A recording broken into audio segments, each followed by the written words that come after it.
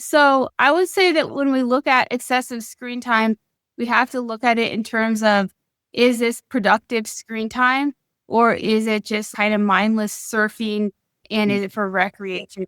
More and more people are using AI for companionship, even for mental health benefits and therapy. I'm wary of it. When we have a vision of the future, it gives us hope, which can keep depression at bay. However, when people use excessive screen time and they get addicted to it, it takes away from their ability to have goals and to work towards the future, depleting hope. So I feel people's mental states are being exploited for economic purposes too. If you don't have the dopamine because it's just getting depleted on screens, then it's going to be very hard for children to focus and do well in school. This screen has become a type of babysitter for children.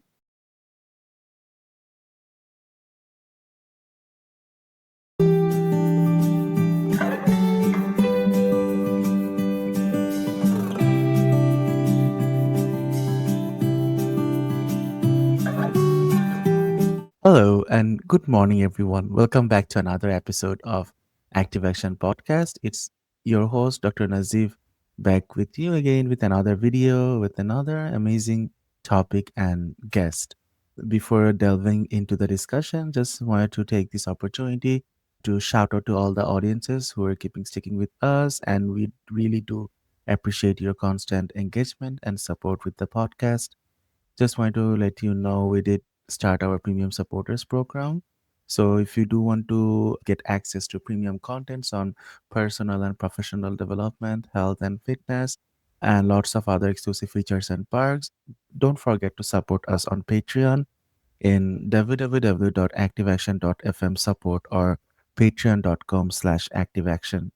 Apart from that, we did start our March. So if you want to take a look at some high quality clothing lines, scented candle, water bottles, and other goodies, feel free to visit www.activeaction.shop. Apart from that, let's just begin into our episode today. And today we have with us Dr. Weber. How are you doing, Dr. Weber? I'm doing well. Thank you for having me on your show today, Dr. Nazi. Thank you so much, Dr. Weber. And we really appreciate you giving your valuable time within your busy schedule to spend a few minutes with our audience this morning and talk about how excessive screen time impacts mental health. We know excessive screen time is indeed a very big concern at today's modern era where everything has literally turned into digital. There is social media, people are using computer screens and other digital devices more rather than pen and paper that they used to do in earlier days. So screen time is indeed big factor in our life, whether we are in our youths or in our mid age or even in the elderlies. Before delving into the podcast, I just wanted to introduce you guys a bit about Dr. Weber. Dr. Weber is a licensed clinical psychologist with a focus on holistic health. In her private practice, she works with individuals, couples, and families to optimize mental health, and she's thrilled to introduce Thrive Together as a primary course offering. Thrive Together combines the personal attention of individualized sessions with the dynamic growth of a vital group program designed to help participants build stronger relationships and enhance emotional well-being. With such a diverse background and topics to discuss, and with the psychological background that Dr. Weber brings, I'm really hopeful that we'll have a very fruitful discussion that would be valuable for our audiences. So, Dr. Weber, do you want to introduce yourself a bit apart from what I just said to our audiences? Well, said a lot on my introduction. So I used to work in the tech industry before I went to Mhm. grad school, where I was in business development at a large corporation and also a Series D funded startup. So I do have some experience in the tech industry as well. And I'm a mother of two kids. I did my clinical training in the Palo Alto and San Francisco Unified School Districts. So, yeah, that's pretty much my background. That's wonderful, Dr. Weber. Want to discuss you a bit about excessive screen time. So I did talk about a bit about screen time before, but can I ask from your professional background, how do we define excessive screen time? And is there a threshold where screen users becomes harmful to mental health at some point? Thank you. So I would say that when we look at excessive screen time, we have to look at it in terms of, is this productive screen time or is it just kind of mindless surfing and Mm, is it for recreation? So in today's world, oftentimes we have to be on screens for work. I do virtual therapy, so I'm on screens a lot. I do mm, have a blue blocker on my screen to limit the blue light exposure. But I would say, yes, it can become harmful. Even over spending a lot of time on Zoom, there's a delay, which can cause a little bit of stress where I will see your body cues and your mm. facial expressions, but the audio comes in a little bit delayed. So in that delay, my brain is scanning to see why isn't things congruent. And that can create some anxiety over hours and days. Thank you so much for explaining that, Dr. Weber. So you mentioned about blue screen a bit. Can you tell our audiences what actually blue screen is and what actually it does in terms of providing some support with screen viewing and things? Okay, I'm not the best to describe the biological effects of blue Mm, light, but it does help. What it does is it can stimulate a lot of dopamine to be released. And so if you mm. have a lot of dopamine being released from your brain, at first it will cause you to be hyper focused on the screen. Oh, okay. Um, Mm, but then you could have a dopamine crash and it'll be harder for you to focus on other things in your life. And when you get off a long day of work or screen, you can mm. be more irritable with people in your home life because of not having enough dopamine. Okay, that's very helpful to know. Thank you so much, Dr. Weber. So, when we talk about screen time, there are different scenarios or situation where we have to use the screen. Sometimes that is for work purpose, sometimes that is for leisure, but it's all connected to the screen somehow. So, can I ask you, in terms of screen time effect on mental health, what's the difference between necessary screen time and recreational screen time, and how do their effects differ on mental health? Sure. Okay. Well, I would say that if it's possible to do more work even off screens, I have an educational consultant I work with. Her name is Dr. Elizabeth Hanson, and she recommends keeping kids off screen for work and school even. But the difference is that with just excessive time, there's a lot more we can get recreation in a more embodied way. One issue I have with screen time for recreation is that it leads to sensory disintegration.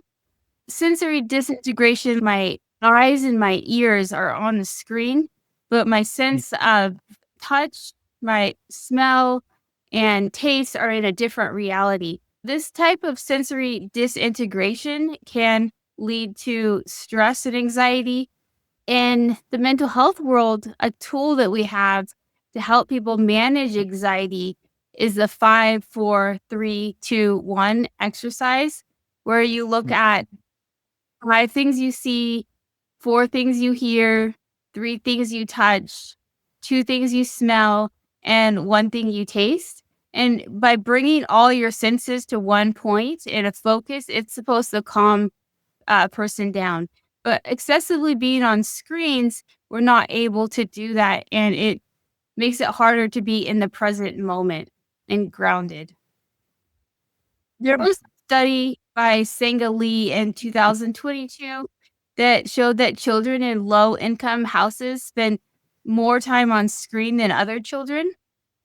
Mm. And in 2020, I went to a training with the California Psychological Association, and they said that children in low income households will spend an average of 2 hours more on screens than children who are not in these low income households. So it does become a class issue on mental health and class and excessive screen time. Okay. That's very interesting to know. And I really appreciate the knowledge that you shared about the 5, 4, 3, 2, 1 method. I haven't heard of that before. I have a follow up question on that to you, Dr. Weber. For recreational time, we can encourage individuals to get away from screen and do something active other than being in the digital realm. For individuals who use screen for the work purpose, they use the screen for prolonged period of time. We know it has different impacts on our brain, but we'll discuss that a bit later. But for the individuals who are using screen for the work purpose, what can actually they do reduce that time to have the impact of the screen on them to minimize that impact? What can they do in that aspect? Sure. Yeah, they can take some breaks every 20 minutes and if possible to look away from the screen, just kind of look over, and take your gaze away from the screen and maybe get up every hour and kind of move around. That can be helpful. On the back end, I would say if you work on a screen a lot, then when it comes to recreation, don't use the screen for recreation since you're already Mhm. saturating your screen time with work. It's not always possible though to look away from the screen every 20 minutes. That's the problem. Some of the Mhm. healthy habits don't really work in today's world. Like, for example, if I'm giving a meeting and I'm participating in a meeting, I have to look like I'm engaged and giving eye contact. And I can't just look away every 20 minutes, right? It's just a Right. fact. So it's kind of a difficult situation how to fit healthy habits into this new work and school environment. For example, I have clients who are executives and they will tell me that they're in 5 hours of Zoom meetings back to back, and that's a workday. So I don't think that they can necessarily look away every 20 minutes from the call, but maybe they can, between meetings, leave a 10-minute buffer to do that. Mhm. Okay. That's very helpful to know. Yeah. There is actually something that I wanted to talk about on the use of AI and mental health, like, because more and more people are using AI for companionship, even for mental health benefits and therapy. I'm wary of it. So I wanted to speak about why I'm wary of it, if that's okay. Yes, for sure. Please go ahead, Dr. Okay. Weber. So let's look at dialectical behavioral therapy. It has this concept called wise mind.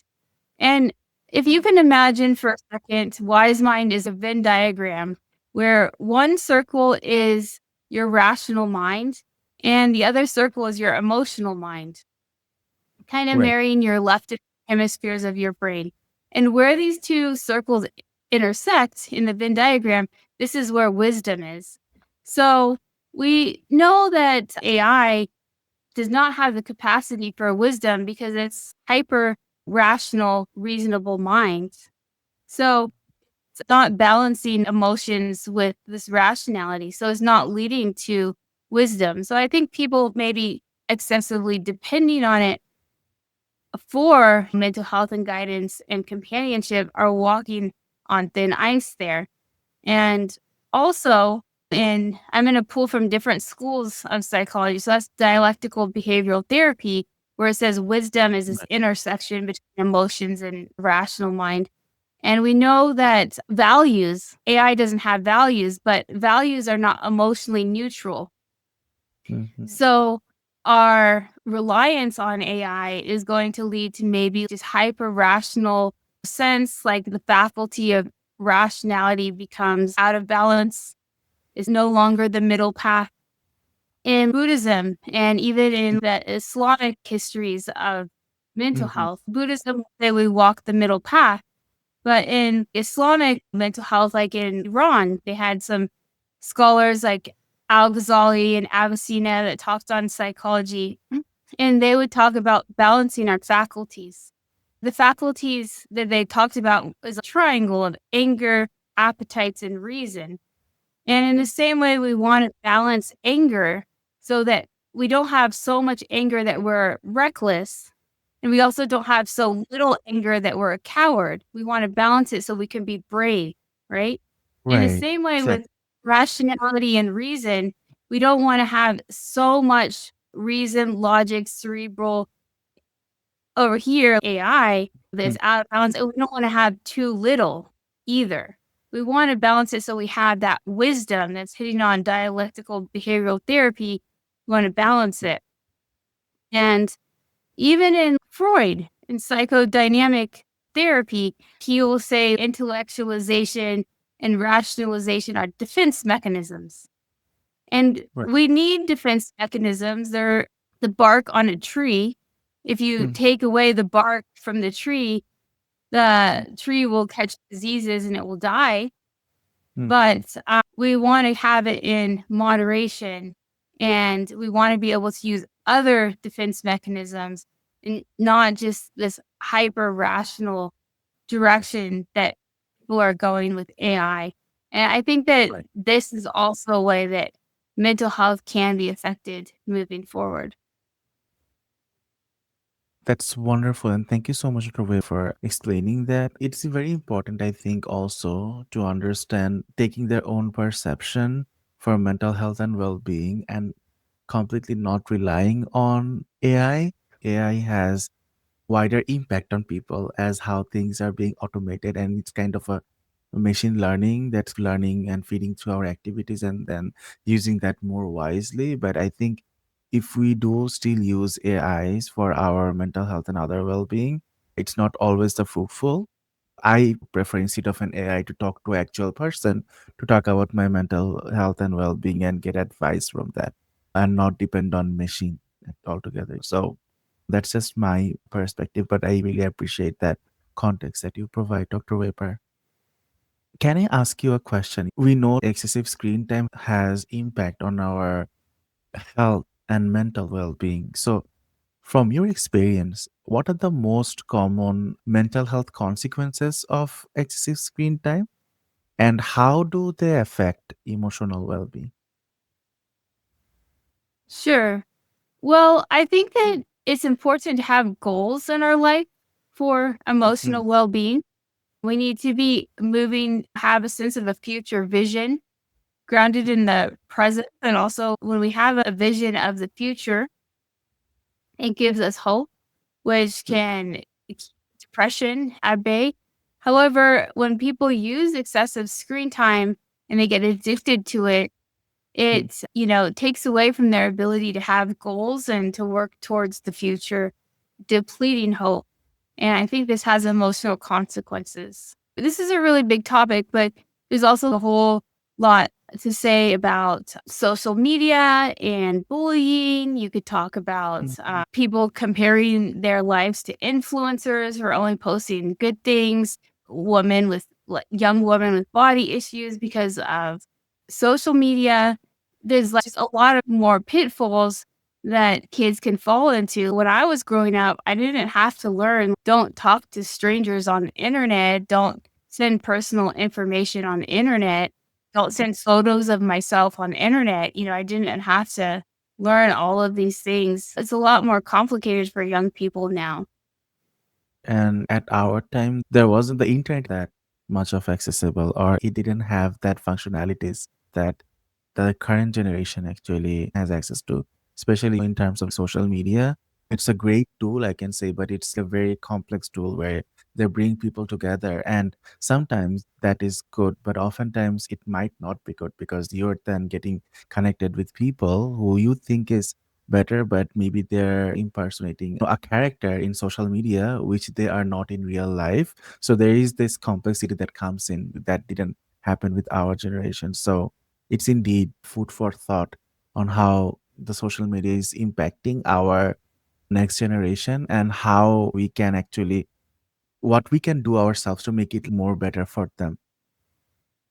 I was just going to say that with social media companies have they try to recruit top talent, some of the smartest people in the world to work on the issue of how to get more people on these apps. So I feel people's mental states are being exploited for economic purposes too, and that should be taken into consideration as well. Right. Indeed, I agree with you, Dr. Weber. Can I ask you this question in a bit detail? We know that the prolonged screen time has impact on our brain, but for further understanding of our audiences, can you explain to them how does prolonged screen use impact the brain function, attention span, and impulse control, particularly in children and adolescents who use them the most? Sure. So I mentioned it a little bit earlier. I talked about Mm. dopamine and how being on screens depletes dopamine. When you have this depletion of dopamine, dopamine is what you need to pay attention and you need to be able to focus and have impulse control. So if you don't have the dopamine because it's just getting depleted on screens, then it's going to be very hard for children to focus and do well in school. So yeah, it does affect children and adolescents this way. When I worked in the Palo Alto Unified School District as a counselor and my interviews with parents, I used to ask Mm-hmm. them what time policies were for their children. And there is, let's say, three groups that I would see. There's Mm-hmm. the group that doesn't give any limits on screen time to the children. And there's the group that would say, okay, you can have unlimited on the weekend. Then there's a group that would say, okay, 1 hour a day or 30 minutes a day.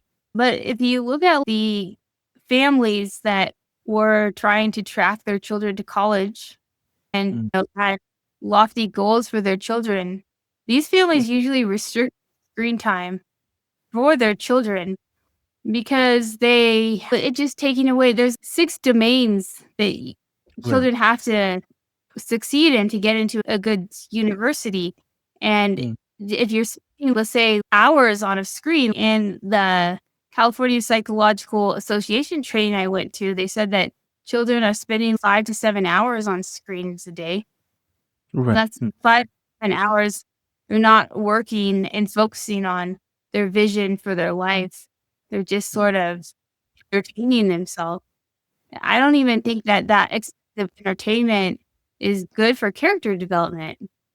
Not at all. Yeah, I agree with you, Dr. Weber. How you did mention about character development, and I think that is one thing I also want to mention, Dr. Weber. We see at this time, even when we are growing our kids up and when they are very young, suppose at the age of even 1 or 1.5, 2, we give an iPad to them. And if you want to watch a cartoon, you have to eat. If you want to watch the cartoon, you have to do this chore or take care of yourself. I think at some point, giving a screen to such a little person or a little aged kids is, I don't think it's kind of appropriate. Sometimes it's helpful for them to learn things and to interact. They do in TV, watching cartoons, but personally, I feel giving them an iPad and they actually get attached to it. And at certain points, I've seen in my professional career that children who are given iPad at a very little age, they tend to get stuck to it and they cannot even want to do other things without seeing the iPad or without having to carrying it. I personally feel that's not a healthy situation. And just like you mentioned, that using screen time for little ones to have them do the work or to grow into a better person, I don't think that actually always works. We can give them the screen at some point, but as parents, we have to make that time certain when they can use the screen or when they cannot, just to make it a bit more healthy. Sure. Yeah, this screen has become a type of babysitter for children.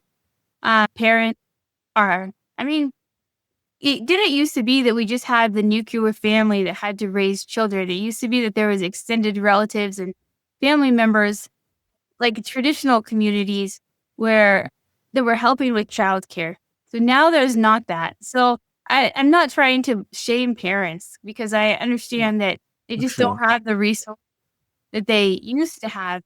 But definitely, it's not good to give children iPads and screens just to have some quiet moments or, for the example, the convenience of the people around you at the restaurant. I was at your children's expense.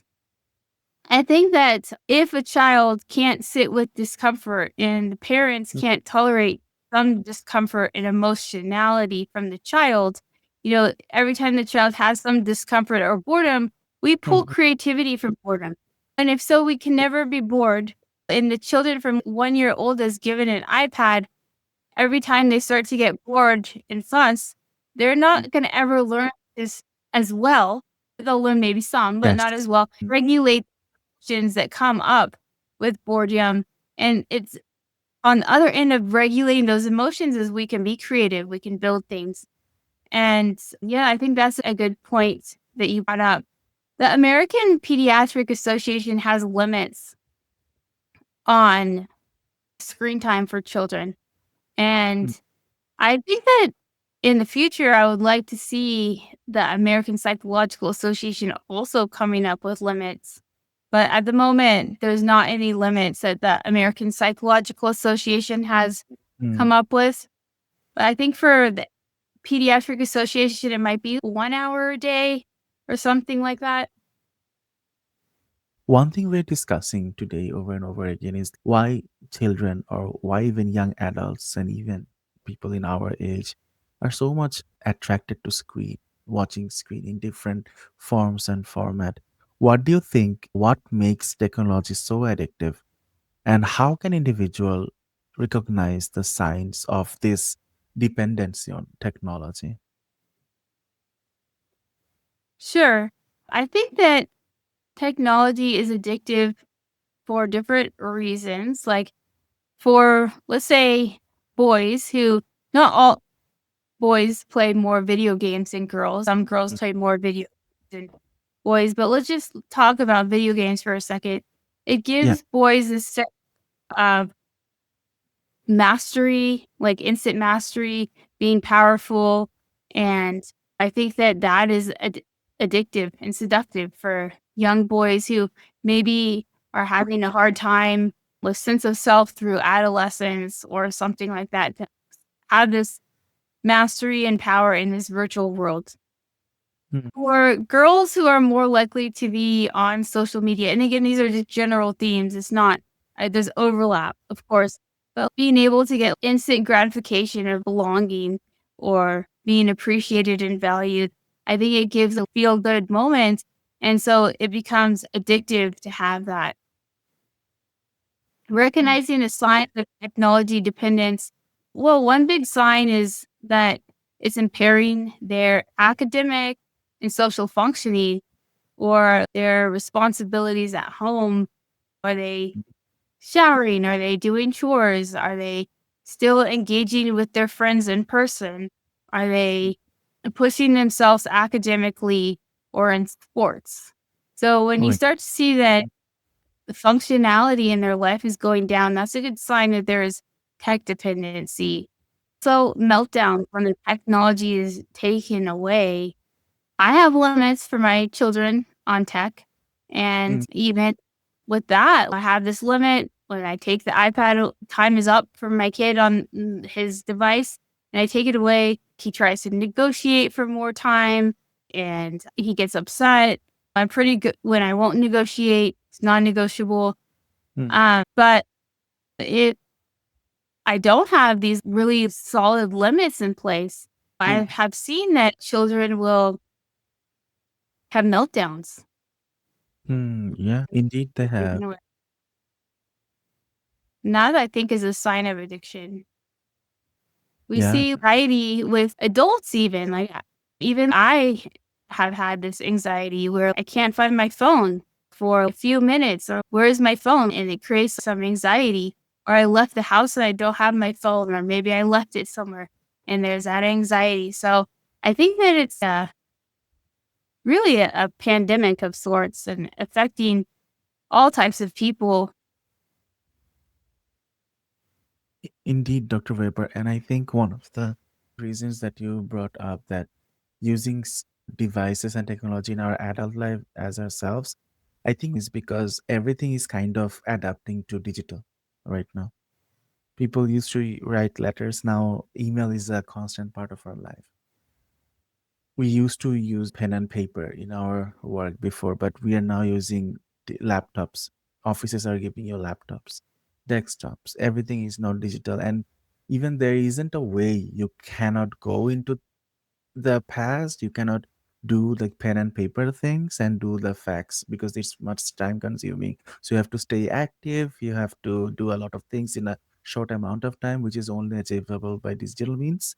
And you have to be connected into the online world for clients to communicate or to people to work with. I see this as a one-way road to digital growth, and that is actually leading us to have a lot of influence or a lot of connection with digital stuffs. That's the reason why you mentioned we cannot stay with our phone for a few minutes, but we cannot stay without any sorts of digital stuffs in within our life even for an hour. I'm sure if someone is get isolated in a room for 24 hours without any digital stuffs, that actually Yeah. have a grave effect on their mental health, and we have seen YouTubers doing that, and it's not an easy thing to do. So it just indicates how much dependent we are at now with this digital era. Can I ask you one question for the benefit of our audiences? What are some of the practical strategies to reduce screen time and develop a healthier digital habits without feeling deprived? Yeah, great question. So, in my trainings, I've tried to focus on my continuing education training on this topic. They're saying cognitive behavioral therapy is a strategy that's being talked about to reduce screen time. Mm, Group therapy for mm, people who are addicted to technology is an effective mm, treatment. mm. You get to hear other people's stories and stuff that and feel like you're not alone in this. Well, another thing that I think is really helpful is just spending time in nature because sort of an ecotherapy and spending time in nature is good because when we're on screens, we have a very focused vision. Our perspective becomes Right, very focused, it's right. very Mm, on the screen. But when we go out in nature, our vision and perspective becomes peripheral, right? We have to yes, think like, okay, who are the people around us? Are there any mountain lion? We have to be aware predators that might be out there. It expands our vision and we get to see that we have a small but meaningful role in the order of the right, universe.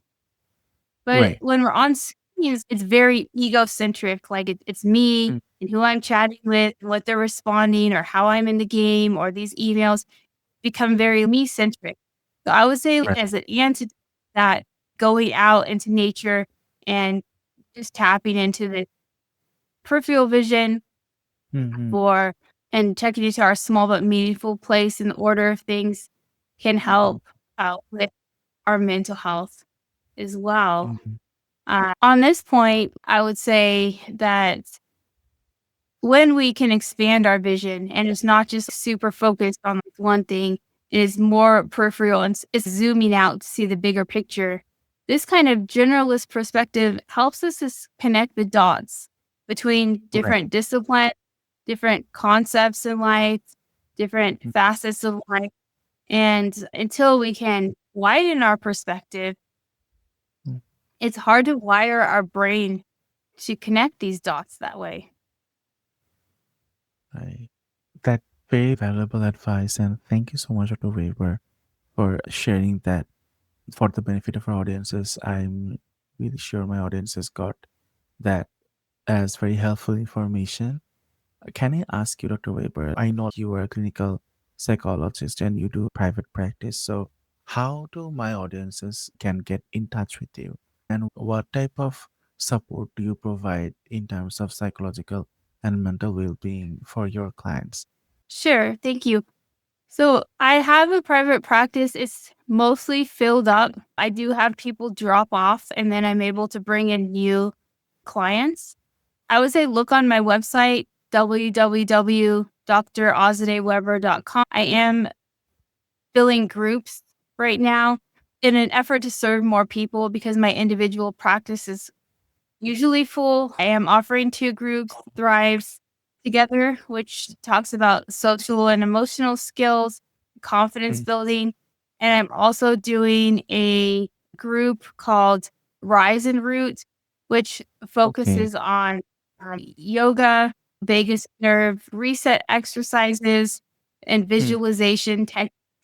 So I do that as well. I am also a certified yoga instructor. Okay. So in addition to clinical Wonderful. psychology, I'm kind of merging those in that. Okay. So people in those, they can reach out to me on my website. Thank you so much, Dr. Weber, for sharing that. And you have a lot of expertise in many different fields. So I really hope our audiences would find value to whatever they're looking for with that support. And I really encourage the audiences to seek out at Dr. Azadehweber.com to see support on the group settings. And if you do have any questions for Dr. Weber, you can also connect with her through the website Dr. Azadeh Weber. But also, if you go to our website activeaction.fm, if you search Dr. Weber's name, Azadeh-Weber, Azadeh-Weber, you will see her webpage there. So it has information about her bio, but also links to all her socials. So you can indeed get in touch with her in that way if you want. Apart from that, Dr. Weber, I really appreciate you coming into this podcast today and sharing your words of wisdom about screen time and mental health and well being with our audiences. My pleasure. I enjoyed being here. Thank you, Dr. Nizki, for the conversation. I enjoyed it and the opportunity to talk on a topic I am passionate about. Sure, we are appreciative of having you as well. Take care. We'll keep in touch and hope to see you in one of our future episodes as well. Dear listeners, we were talking with our wonderful guest, Dr. Weber, today on the topic of screen time and its effect and impact on mental health. Really did get to learn a lot about the impact of what screen time has on different ages of individuals, even they are young, kids, or even adults, and some very, very helpful practical tips and tricks on how you can reduce screen times and use that to your benefit. Thank you so much for joining us into this podcast. I hope you found this helpful. If you did, please feel free to share this with your friends and family or anyone you think might benefit from the discussion that we had today. And finally, if you do find value in our content, don't forget to provide us a tip in our virtual tip jar at www.activeaction.fm/tip. We'll be back with you again next week with another episode. Until then, stay positive, stay active, and take action. Take care, everyone.